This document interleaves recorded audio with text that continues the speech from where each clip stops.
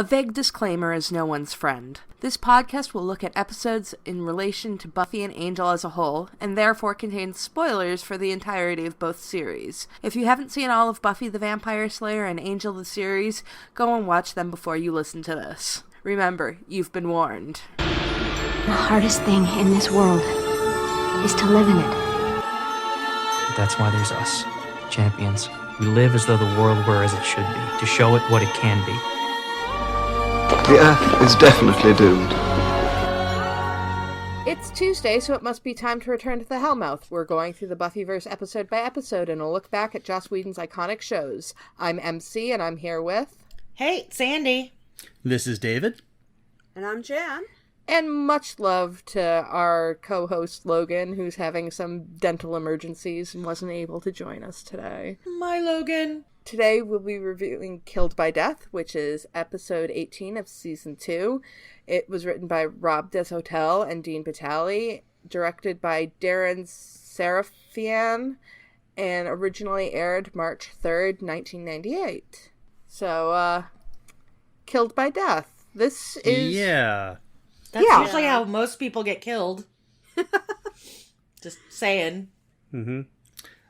Is it me, or does everyone feel that they kind of said to Rob and Dean, can you write like the most generic episode of Buffy you possibly can? Yeah, and try to make it like a horror movie, but then we'll direct it like, I don't know, a generic episode of Buffy. Yeah, it is pretty generic. I didn't hate it. Yeah, it's just incredible. I found it incredibly pedestrian. Yeah, I mean, I think there's a couple of nice things, but yeah. Looking up the episodes that these writers have written, and we've complained about them before, this is, I'd say, a middling offering from them, because they did The Dark Age, which was a good episode, and they did Never Kill a Boy on the First Date, which was a good episode. But then they also did Phases in the Puppet Show. This kind of like falls in the middle for me. I thought we liked the Puppet Show. We did, but I remember us kind of liking the Puppet Show. I like the Puppet Show, but I mean, I like it better than this one. Again, I don't hate this one. I don't hate it. It was just like there. Well, here is also an interesting fact about this episode, which might explain some of our reactions to it. This was written as a season 1 episode. Oh yeah, that would totally that explains like a lot. Season 1 episode. 100%. Yeah. I actually have that in my notes. This feels like a season 1 episode. Yeah, this was written as a season 1 episode, but they rewrote it to fit into this. Basically, the biggest difference is that Angel was the one who was carrying Buffy into the hospital, and he was looking after her. Okay. Instead of going to kill vampires, he should have done. Because that's how the episode actually starts out. Buffy's trying to patrol. And we see the gang out for patrol for the first time. Like, we've seen Xander, come out with Buffy, I think once. But this is the first time they are actively patrolling to fill in for Buffy because she is weakened by this flu. Well, it was implied at the beginning of the season that they were patrolling while Buffy was away. Yeah, but we didn't get to see that. Right. You're right. Yeah. And also, they didn't see any vampires. They were just patrolling. They just, there was no activity. Right. So, but I mean, it'll start to become a regular thing after this episode. I think once season 3 happens, they're kind of coming out all the time, so. Yeah, I mean, there's definitely, the plot is definitely season 1. There's some really good gang interactions, Scooby interactions. And of course, the Angel dynamic is... I actually think the season 2 elements work in this episode better than the plot of a season 1 episode. Mm-hmm. Yeah, I was going to say there's some good character moments, and, as I gushed last night, there's Willie Garson, and you put Willie Garson in anything, and that makes me happy, so. Oh, he's so butch in this episode, which is so I know. weird. I'm just a big fan of his work in general, so. Yeah, I mean, it does have some really good interactions, and, with the gang out patrolling... And Cordelia being genuinely worried about Buffy. I mean, in her Cordelia way, but she's... Yes. Yeah. It is kind of gelling the dynamic that... I mean, the dynamic for the Scoobs doesn't change too much in season 3, but there is definitely a shift. And I feel like this is kind of the first time we really see that the Scoobs are a family outside of the whole vampire slaying thing. I would 100% agree with that. Yeah, and I Right. noted that quite a few times. It's like everyone's sort of doing their part and they're doing it well. But yeah, they're each doing something that is like useful and helpful, but they're also really worried about Buffy and they're worried about the angel stuff. So yeah, it works in that way. Yeah, I might have been a little softer on this episode just because I didn't entirely hate Xander in this. I actually liked him quite a bit. Yeah. Yeah. Mm-hmm. This one and the next one, I don't entirely hate Xander. So yeah. Yeah. So Yay! yay. Basic human decency! Good on you, Xander. You're almost likable. Yay. And also, this is an interesting episode. This is something that will come up in future episodes, but this is, while there is a villain that Buffy can face, it's, a lot of it is about, stuff that scares Buffy. Like, we see Buffy scared in this. Mm-hmm. And, illness is something that, as Giles said, that she can't fight against. And we see Buffy weak for the first time here. So it's disconcerting. Yeah, it is. Yeah. And, of course, we also get to see that, part of what she goes through here is just a resurgence of her childhood trauma in seeing her cousin die, which we, of course, eventually realize is Der Kindestod. So Joyce said that she's going to call Buffy's dad when Buffy goes into the hospital. Now, did Hank come to see Buffy? No, of course not.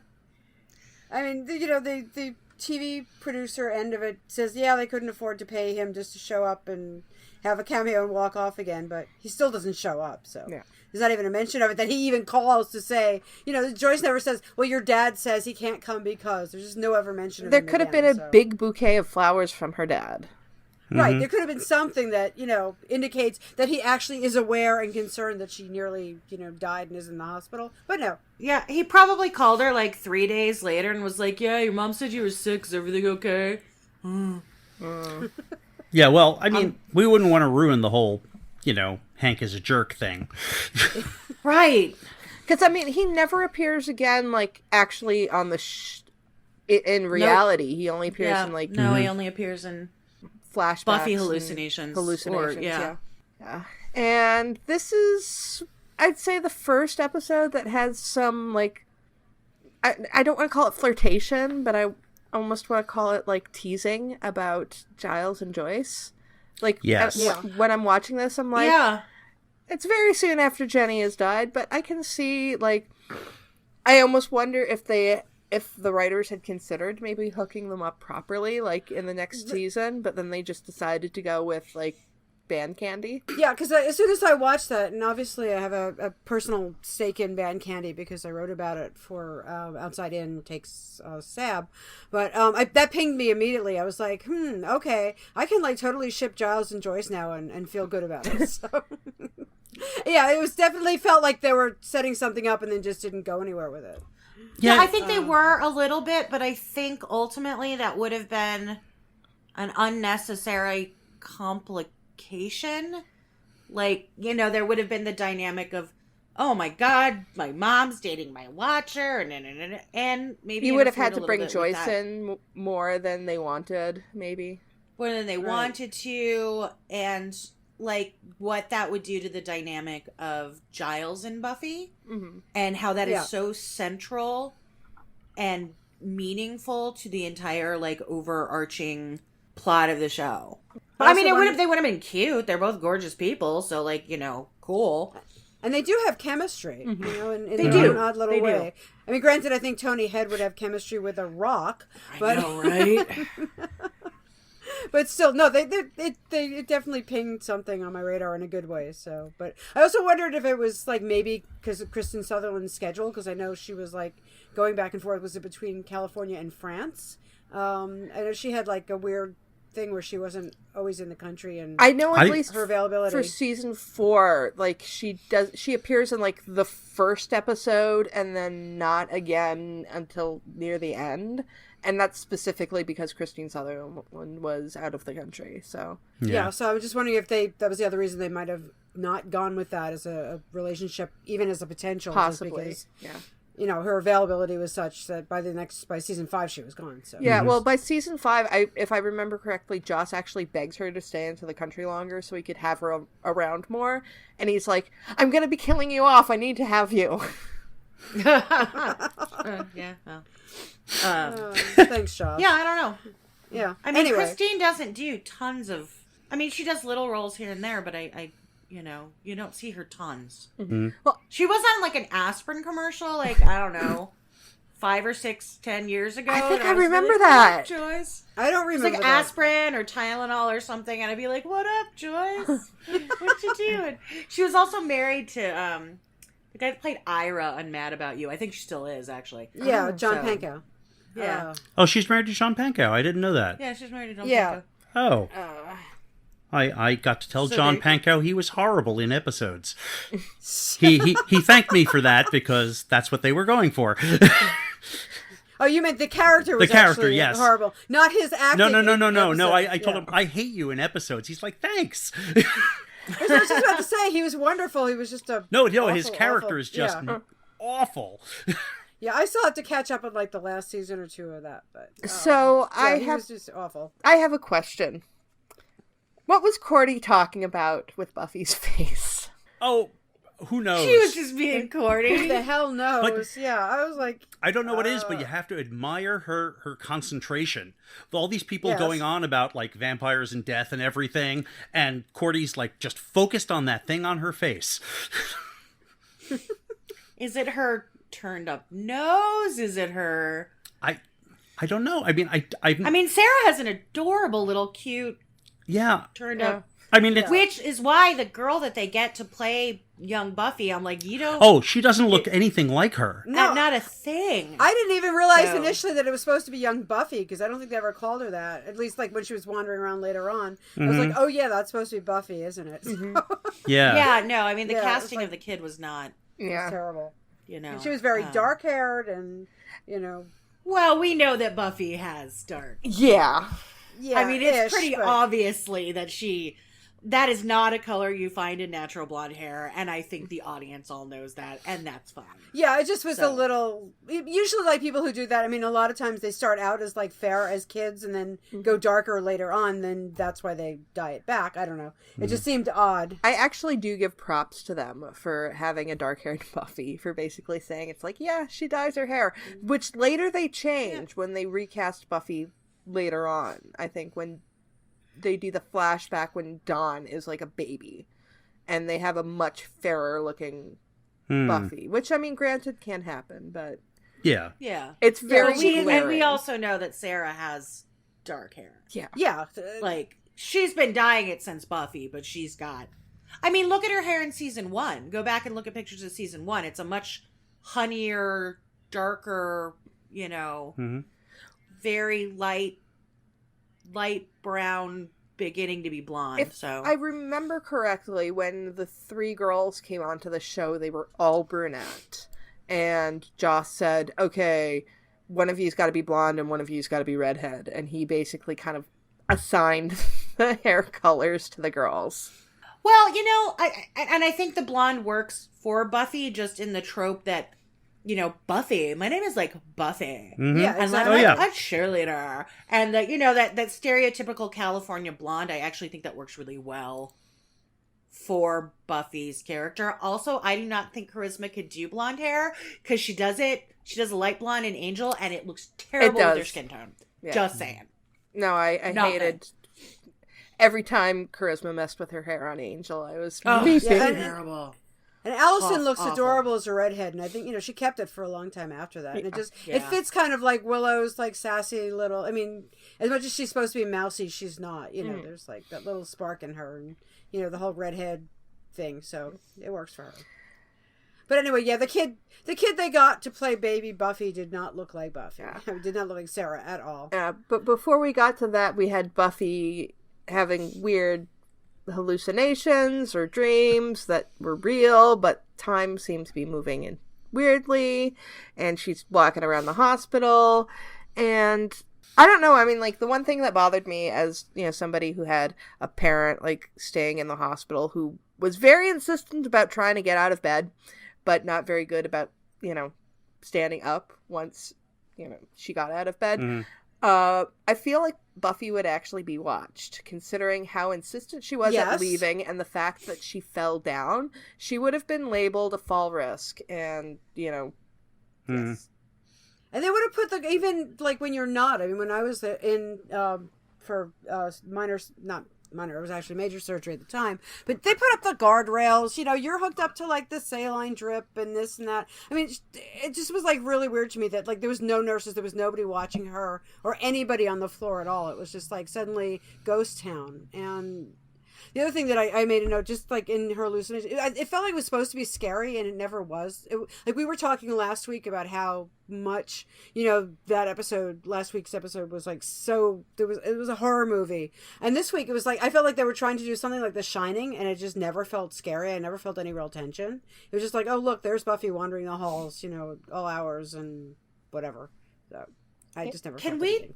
talk about the fact that the freaking Buffy in a mental hospital thing that happens in season 7 is the worst retcon in the history of all media?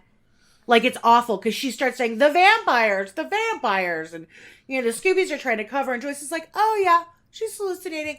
Like, it really is one of the worst retcons ever, because this happens so many times until Joyce finds out that so many times this is mentioned, and yet there's no concern about it. There's no, you know, from Joyce's side, who's institutionalized her daughter, right? So it's the worst retcon ever. It's really bad. Well, I mean, I will retcon that retcon and basically say that maybe the venom convinced her that she had actually been into a hospital, that she had never actually been there. Oh. Well, you're smarter than the writers that retconned everything. Well, yes. And we all know that already. Yeah.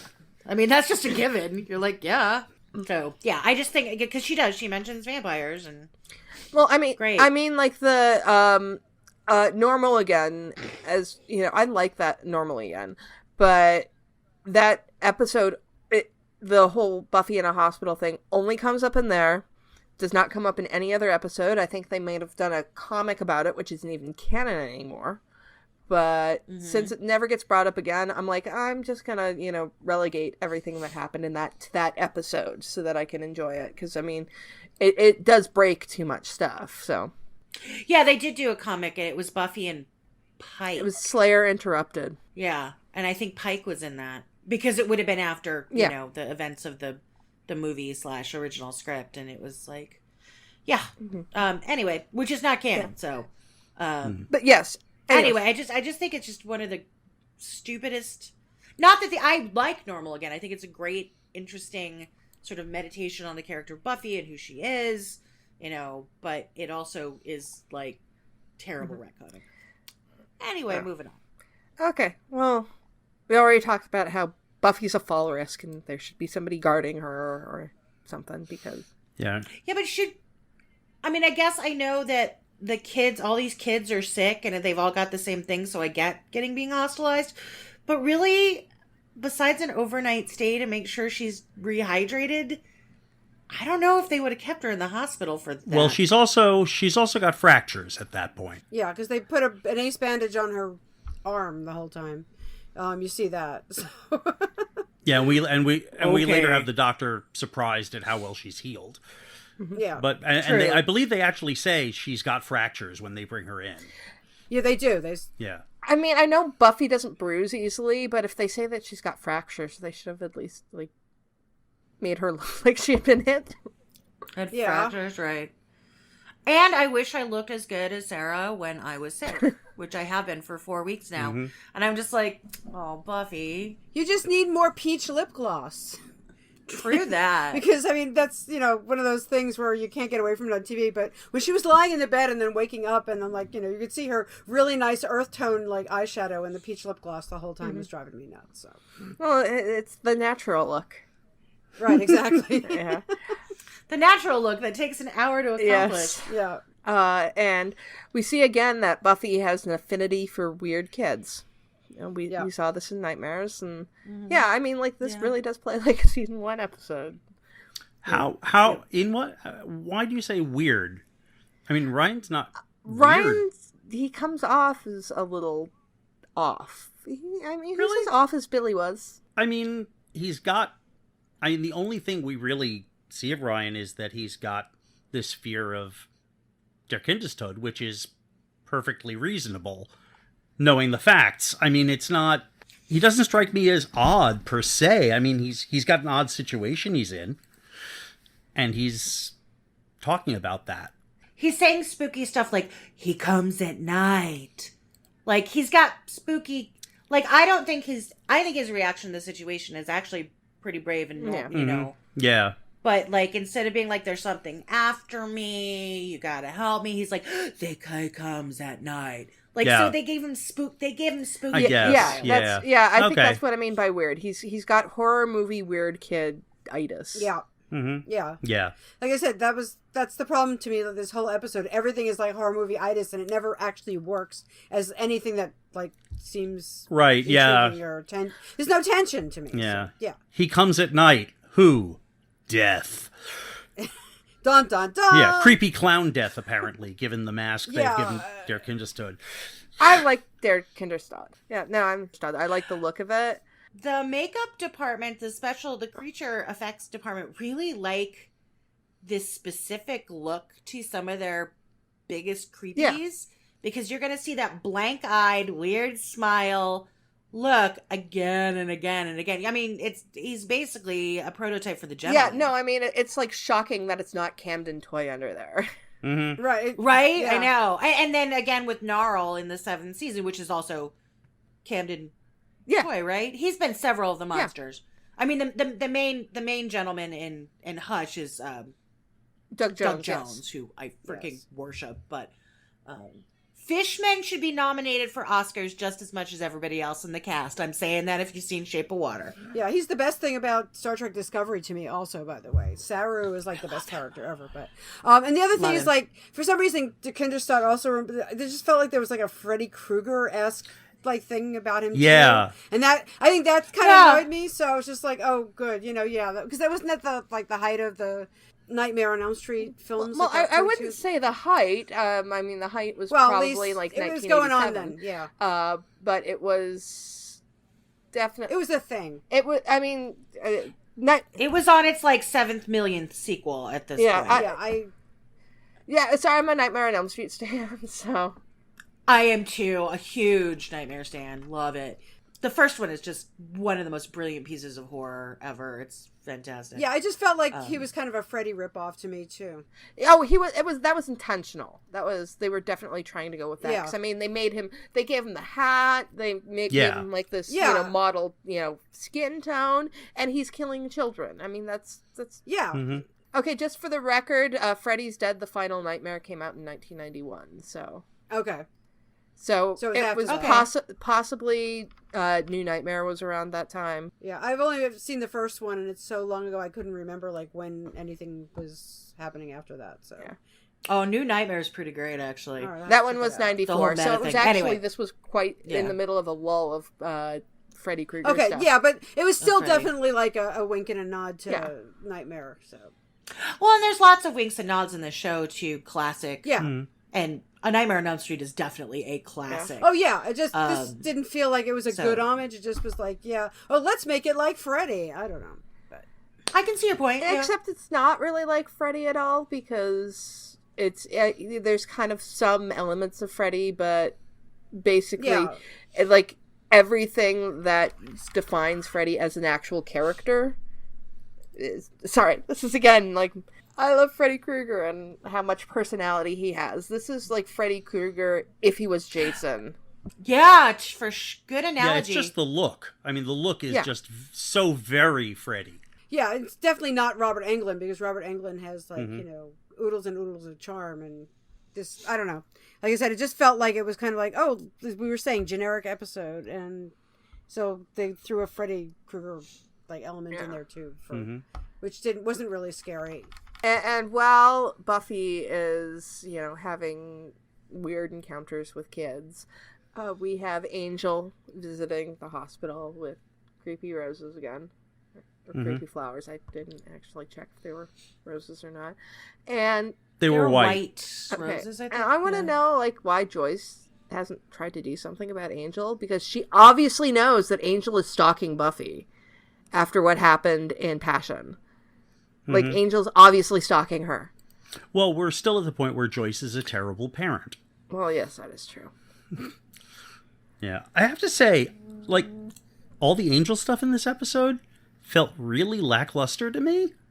Like, it's there because it has to be there, and they really did nothing interesting or useful with it.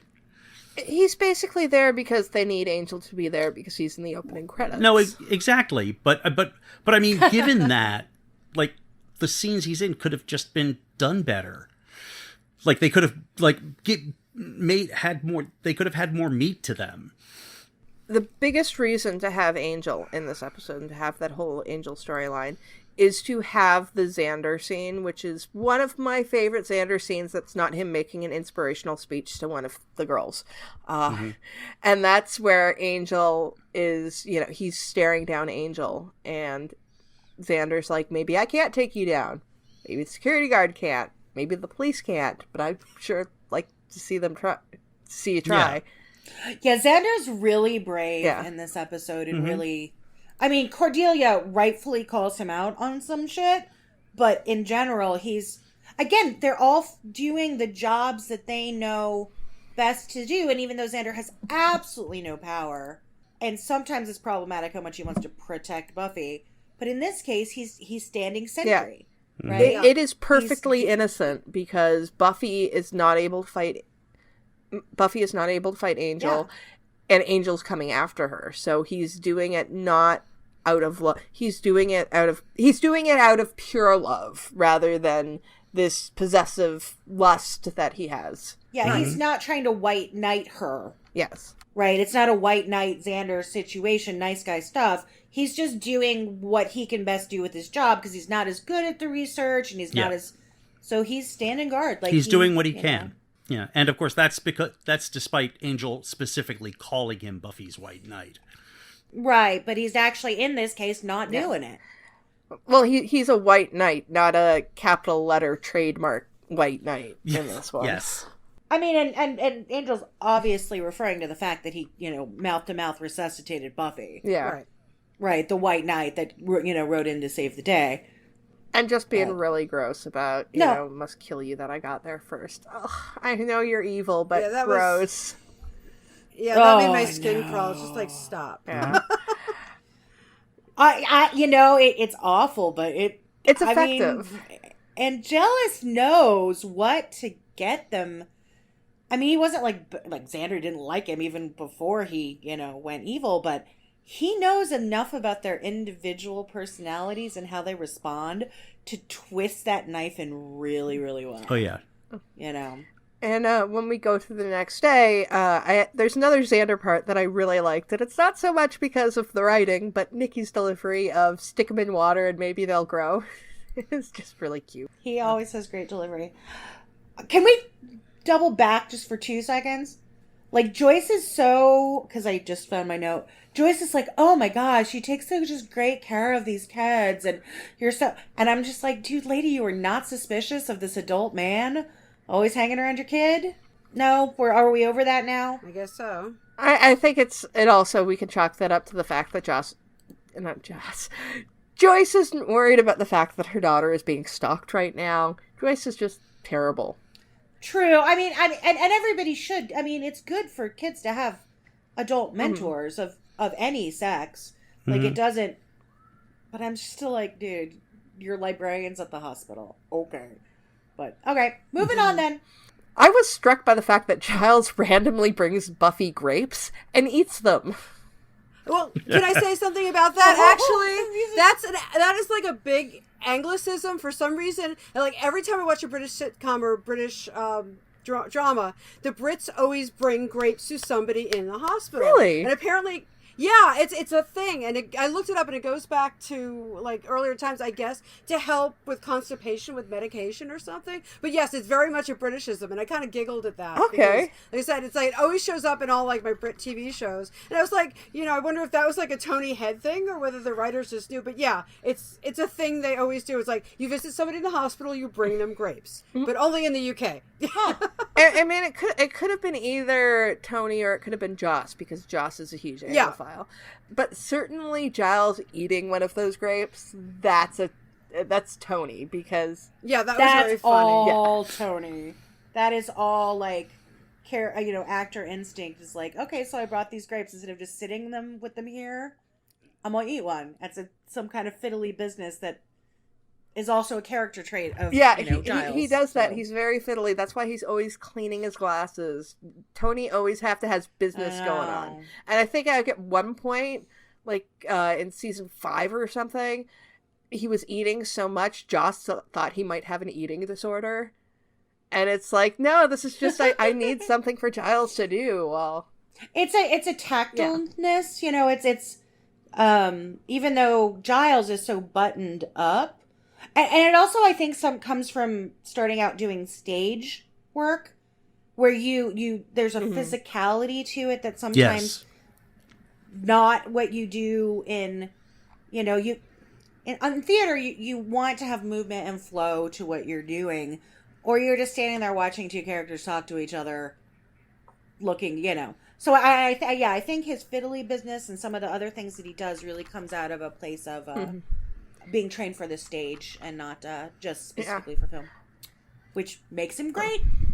What I have my degree in, so there you go. And we're definitely this scene telegraphs that this is a season 1 episode, because we get season 1 Buffy, I think something's up, and the Scoob's going, oh, Buffy, nothing's going on. Right. And it's been a while since we've seen that. Yep. But we do get one of the greatest lines in Buffy history. Tact is just not saying true stuff. Like, it is one of the best lines in all the series. And Cordy's pretty much comedy gold in this episode. But she's also just very sweet in this episode. Like, I quite like her in this. I do too. She is, but she's still Cordy, which is nice. It's consistent, right? It's not like Cordy all of a sudden becomes the sweetest, nicest, most tactful person in the entire universe. Yeah, she's not an entirely different character. Sweeter, but she is obviously invested in the group, and Buffy, even though her face is wrong. But yeah. She also gets, like, the next scene that she's in, first we have Giles and Willow going through books, and Giles just terrible at, doing any research, because he's like, I've never seen anything like that. It must be Buffy imagining it. But then we get Xander and Cordy. Cordelia is complaining about the fact that, they have to go investigate, even though she's been so concerned about Buffy up until this point. She still doesn't want to get put out. Yeah. Now is Cordelia hitting on Willie Carson. Oh, that scene is gold. That is, it's comedy gold. It really is. The two of them are just great. Yeah, well, he's got great comic timing in pretty much anything, and just like the two of them were excellent. So yeah, and listeners, if you're not familiar with Willie Garson, his most famous role, I think, is Stanford Blatch on Sex and the City, and the other one is also Mozzie on White Collar, which is White Collar is a great show in general. I'm gonna plug it there, but so it's always funny to see Willie Garson try to be Butch, because I am so used to him being Stanford Blatch from Sex and the City, but he's great. I love Willie Garson. I think he's also a great human being actor. For people who don't know him or don't follow him on social media. I mean, he's single dad who adopted a foster son a while back. Son's now going to college. He's just like a great parent, very involved with that end of things. Oh, well, now I love Willie Carson even more. Yeah. But anyway, that the way they play off each other in that scene it's comedy gold. And Cordelia, and I'm like, are you grabbing his belt buckle, girl? That might be a piece too far. Well, I mean, also, it's, like, super creepy that, like, Cordelia's, like, hitting on him, and he's, like, going in for it, and it's like, dude, she's a teenager. I mean, I know, like, teenager in quotes. Yeah. But you figure, like, his character probably doesn't, like, women don't talk to him in general, so he'll take any, attention he can get. Especially from somebody as attractive as Cordelia. I do always laugh at his nose workout. Yes. Yes. That is just great. Yeah, no, yeah. Charisma Carpenter is really great in this episode. I feel like she could have had a bigger career in comedy, because she's done a lot of, she has done funny stuff, but a lot of times, you know, you see her on like Veronica Mars when she's playing like the femme fatale role. Right. And I'm like, no, I prefer you just being just funny. But I think it's because of the look of her. She does not look like she should be a comedic actress. I think she's so... almost Chris Hemsworth is suffering from the same curse, where he's like, you're too good looking to be in comedy, but you're so goddamn funny. He's so fucking funny. Same thing with John Hamm, right? He's known for Mad Men, but that guy is hilarious. Yeah, anytime he was on like Saturday Night Live, he's just like a scream. So sometimes I think it's a curse to be too good looking, because people then like, oh, you have to be the romantic lead, you have to be dramatic. But yeah, because she's very funny too. Yeah, no, she's really, and even the episode she did of Supernatural with her and James Marsters, she was that she was really genuinely funny in that episode. Like, they let her play her comedy while also making her like sexy witch. Well, because they were a bickering couple who like were breaking up after hundreds of years together. Yes, I remember the exact episode. It's, you know, shut up, Dr. Phil. But I mean, all her other stuff that she's done has been like, she's one of the girlfriends in the Expendables. Like, that's what most people are going to know her for, instead of her being like really so solid. And it's the curse of turning 30. Yeah. As far as the comedy bit is concerned, I think this is the holdover of the really noxious concept that's held on for years, that women can't be funny. I mean, this is a huge thing in comedy circles. And like, you know, finally we have women who are coming out and saying, no, I can be funny. And now who have some power, like people like Tina Fey and Amy Poehler are probably the most obvious examples. But for years it was like, no, women can't be funny. Comedians were like, no, women can't do stand-up. Why women can't do, and in particular, really pretty women can't be funny. And it's a really unfortunate concept that has been in the comedy world for years, and I think we're just starting to climb out of it. And so Charisma has probably not had much chance to, you know, examine that kind of work. We love you so much. We're just sitting here like standing on David, like, yeah. David, our feminist everything, you know. Yeah, I mean, you know, I won't go on a tangent, but like, I was just thinking about it, because I was going to say, but Lucy Ball, but I mean, she had to actually make herself less attractive. I mean, if you see her like early, she was a knockout, but then she kind of had to make herself cartoony in order to be funny. So yeah. What did you want? Oh, River said she thought Charisma was really great too. Thanks, River. And after the scene with Willie Garson, there's a really nice exchange between Xander and Cordy where they're fighting. Yes. And Cordelia's, I've seen you watch her back. And by that, I mean watch her butt. And I was going to say, I really like Nikki's responses. So she's really good there. And then just like the way he reacts, the way he responds to things is like very, very, you know, just the reaction, the face is really good. Like, again, very good timing. The very end of the scene where she's like, watch my back, and walks away. And the way he just tilts his head to make it so obvious that he tilts his head. Ass, it's like, Nikki, just that's a really good, like... There's another person that has exemplary comic timing. Yes. Nikki, I mean, we talk about this all the time, how the moments that we like Xander most, not all of them, this is well written, Xander, nicely written Xander, and you know, a lot of even the shitty moments of Xander are made to work because of his delivery and timing and all that stuff. I'm glad that Cordelia called him out. Yeah, I do too. Well, because by this point they've been dating for like probably like half a year. Like, I mean, like I know part of that dating was like hiding from their friends in closets, but still they've been monogamously involved with each other for like half a year. Right. So they started off in What's My Line, which was episode. What episode was that? It's a while back. It was the mid-season, but I figure by this point, considering we're going to be getting up to the end time of lapses the school year. and so it's probably been like, okay, What's My Line was episode 10. So Okay. So yeah, So that's 7 episodes back. so yeah, no, they've been together for a while. So like, Cordy is totally like within her right to be like, you're still obviously in love with this girl that you hang out with all the time. Yep. And, you know, you're being shitty about me hitting on a guy that I'm obviously only doing it to distract him so that you can get away. Right, exactly. It's kind of sweet in a weird way that Xander is jealous, even though, I mean, you know, it's sort of playing up his insecurity and stuff, but it's also annoying as fuck, so, yeah.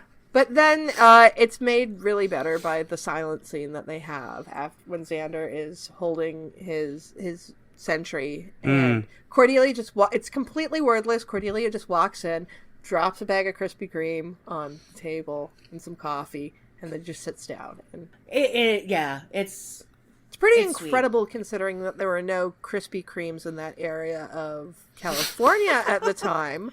But product placement. But whatever. That's just how much Xander means to her, is that she drove really far to get Krispy Kreme. We didn't get a Krispy Kreme in New Mexico for way 5 or 6 years after everybody else had a Krispy Kreme. New York had them briefly, and like there was one that was maybe 10 minutes from my house, and it's gone. There's none on Long Island anymore. Oh yeah, they're having but money this issues. has been gone so for at least 5 years. We don't have it anymore. Like the height of everybody raving about Krispy Kreme. I think it lasted a year, maybe 2. Dunkin' Donuts I is love better. Dunkin', and I'm not a Krispy Kreme fan anyway. But it may be that may be why it didn't do well in this neck of the woods too, because we like our Dunkin'. So. Yeah. Oh, speaking of Nikki and geographical locations, I don't know if you heard about this. Nikki's having his birthday party at the Stonewall Inn. What? What? Yep. Okie doke. And one can go. Yeah. It's $100 though, so I am not doing that research. Yeah, no, I'm too poor for that. No, I think I'll pass. I mean, if I ever come to New York, I'm going to want to visit the Stonewall Oh, definitely, Inn, but why Nikki's birthday party there? Is this something new? I don't know. Public service? Who knows? Yeah, I got nothing, but that's... So, okay, can we talk about Buffy's Spice Girl outfit? The satin pants and the tank top, totally sporty. Which I do too. It's totally sporty Spice. And I know she's in the hospital, so it's supposed to be like hospital clothes. But dude, we were all wearing the satin pants and the tank tops. Like pajama pants and the tank tops. Yeah, I was going to say everywhere. Gwen Stefani was all over that shit. PJs, and they're adorable. They are, but it's like very like we were wearing those outside, clothes out of the house in the 90s, and then we looked around halfway through the day, and you're like, "Why am I doing this? I'm so wrinkled. Like satin is so wrinkly. Why is this a style?" At least that's what I was. And saying. also, I just considering the fact she's in her PJs, this is just like a TV thing. I did notice she was good in wearing a bra underneath that tank top because you kept seeing the bra straps. It's like, yeah, everybody sleeps in it. Oh, well, that's an old Buffy drinking game. Drink every time you see Buffy's I was just bra like, strap. I'm in my pajamas. I'm Like, sleeping in a hospital, but I have to wear a bra. So good on her. Yeah, I find her adorable in her pajamas, but I also do remember us wearing that basic outfit as outside of the hospital bedroom wear. Thought it was cute. Very Spice Girls. It's not a great line because I mean that's just kind of a standard line, but Charisma's when the Joyce is talking about their secret meeting is. And Charisma just goes, "You sure didn't." It's just so great. It's pretty great. And Willow playing Dr. Wrong. Yes, that was adorable. Yeah, and she still doesn't know. Yeah, right. She's like, "What?" Oh, and when they finally settle on their assignments, and it's Cordelia's gonna go research, and Giles goes, "Why do I have to have?" And then just her going, what does that one do? What does that one do?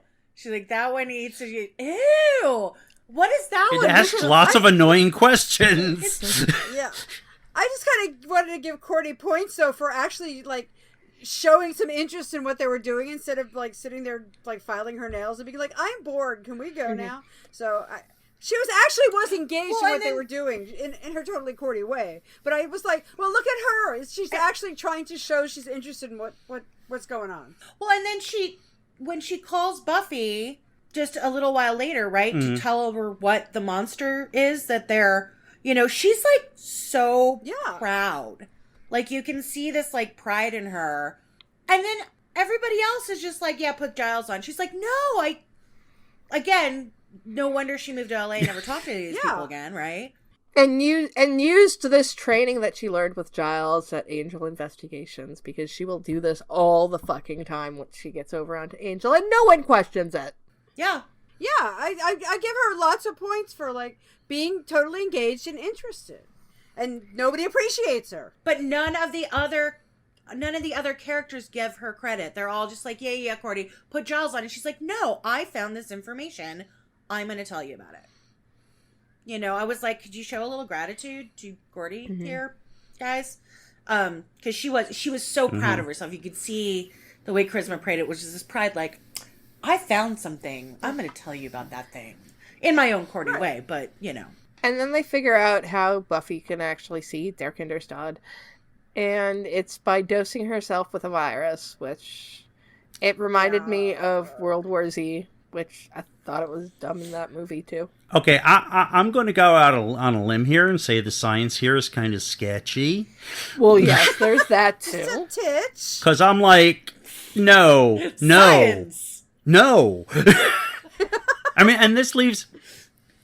This leaves aside the whole question of how's the reasoning here? I mean, is Buffy being sick and somewhat incapacitated and fighting a visible monster a better choice than her being at better strength and fighting an invisible monster? Which she's done before. She's right. Yeah. Well, I mean, she totally has. Maybe the production team, have seen Cave Dwellers and have seen that really, really horrible scene of Miles O'Keefe fighting invisible people. It's terrible. And they didn't want to go into that territory, but I mean, logically, it doesn't make a lot of sense to me. No, it doesn't. And then there's the science, which I'm just like, no. Okay, but Dr. Backer totally looks like Carl Malden. Well, that's Richard Hurd. If you go to his IMDb page, it specifically mentions his resemblance to Carl Malden. Yeah, he's always been like that guy. Like, what is Carl Malden doing at a random? Yeah, but I'm just like, why? Okay, cool. Hey, Carl Malden, what up? For your younger viewers, he was an actor. Was an actor, who was in a lot of classic movies, including Streetcar Named Desire. But is not in this episode. Episode, just his doppelganger. Well, I mean, Richard Hurd is actually somebody that I recognize from things, so... Oh, yeah. Yeah, he was like that guy who looks like Carl Malden, like everything. I think she's more familiar with Richard Hurd than Carl Malden, is what Emcee is saying. Yeah. Sorry, I'm old, so... Yeah, that's what I'm saying. How about Willow's There Were Frogs delivery? Oh, that was excellent. She's like, there were frogs. Because that's the scariest thing she could think of. And it's like Anya. It's like Anya and the bunnies. Why does she fear frogs? Because why not? We never know, but we know she does. And because reasons, frogs are cute. Did she had a bad experience with Kermit when she was young and Well, I was actually going to say that maybe when they were kids, Xander caught a frog and was getting it up in her face. Come on, you could totally see that happening. Yeah. Oh, definitely. Oh, no, I can tell. I'm afraid of needles because my brother chased me around with a rusty needle from the Arroyo. And tried to push it in my arm. Yeah.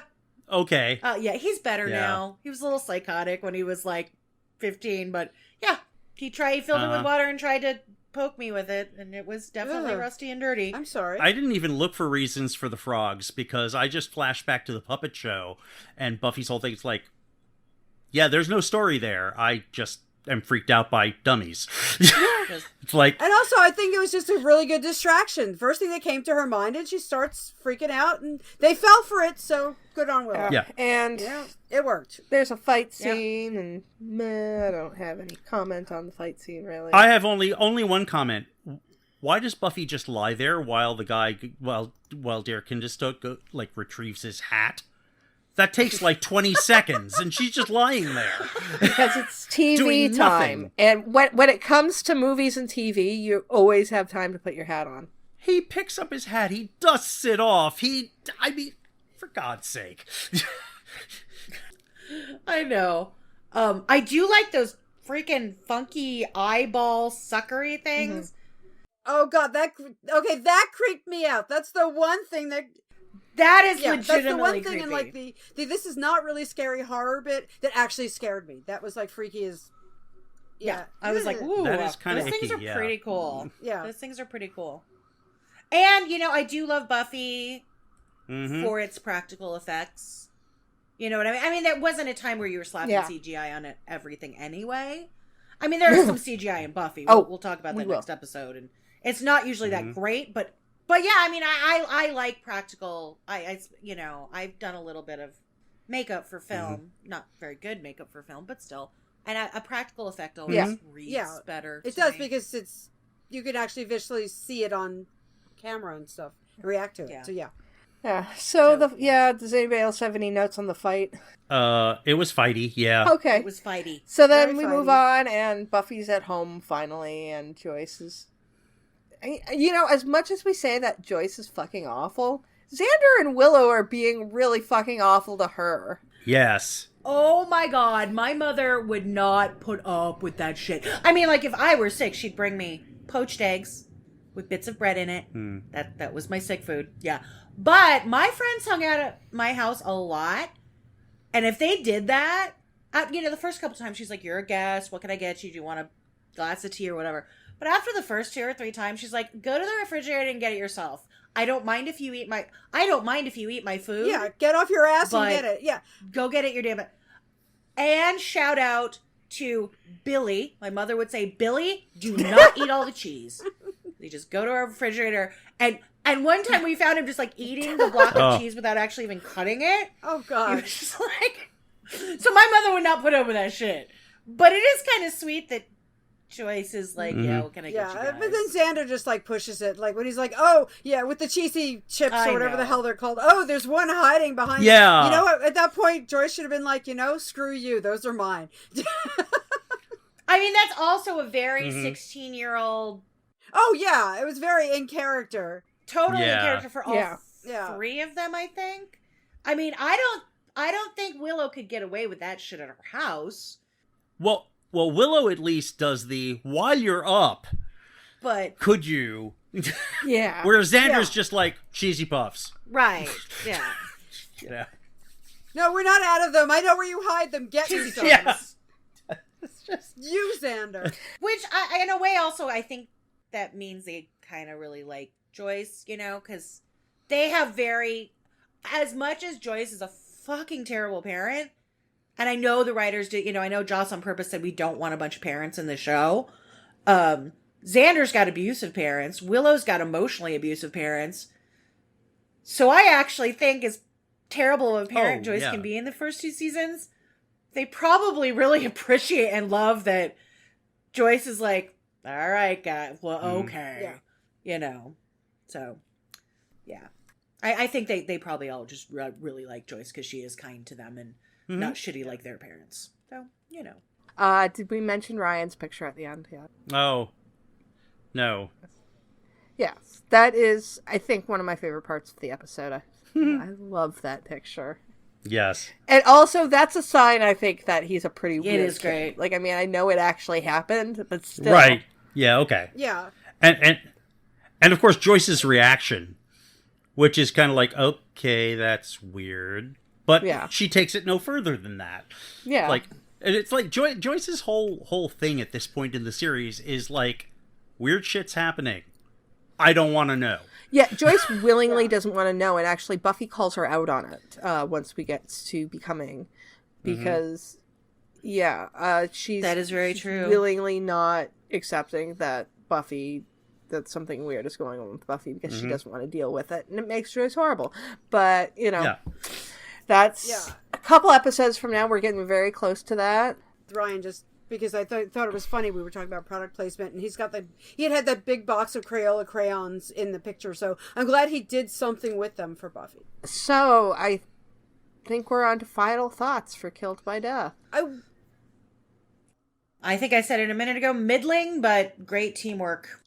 I wanted it to be scarier. I wanted it to be more like tension-filled, but it's not. I mean, it's got great character moments, but it never, as a story, as a plot, it never really gets you on the edge of your seat, like clawing at and being scared. It just always feels kind of, as we said earlier, generic. So, yeah, that's pretty much it. I do actually, one thing I do want to, on a totally unrelated note, I want to give a quick shout out to one of my favorite podcasts that isn't ours. Jay and Miles Explain the X-Men. They had a question this week. Someone asked if, because Buffy's name is Summers, she might be related to Cyclops and Havoc of the X-Men. Oh, yeah. And Miles came up with basically some insane theory about how that would work. Nice. And I want to give Miles a shout out for that, because he clearly gave a lot of thought to this for no good reason, and that's one of the reasons I love their podcast. So, oh, that's awesome. Yeah, he had like whole convoluted thing about how she could be part of the Marvel universe, and how like Scott and Alex don't remember her, and their father remembers her, but he doesn't think about it because it makes him sad. And it's just like he went on for like a minute. Well, I mean, like, it's totally possible now, because now Disney has bought Fox, which owns Buffy the Vampire Slayer, and they also own Marvel, so... Right. All things are possible. Works for me. Do not give me an unnecessary remake. There was one in the works a couple years ago that got nixed, and I was like, no. No. Well, I think this is a sign about what we feel about this episode. The fact that, I mean, it's like, not only are we not praising it, but we're not really bashing it either. Like, I mean, there's not really a lot of nitpicks. It's like, that was an episode. Yeah, like I said at the beginning, it's like, could you write the most generic Buffy episode ever? Yeah. It's a season 1 episode in season 2. Yeah. Yeah, it's not even that so bad that it's good, or so bad that we can like have fun tearing it apart. It's just, it's not particularly good. It's not particularly bad. It's pedestrian. It's there. Okay, so on that note, next week we'll be reviewing I Only Have Eyes for You. Until then, grr, arg. Grr, arg. Grr, arg. Grr, arg.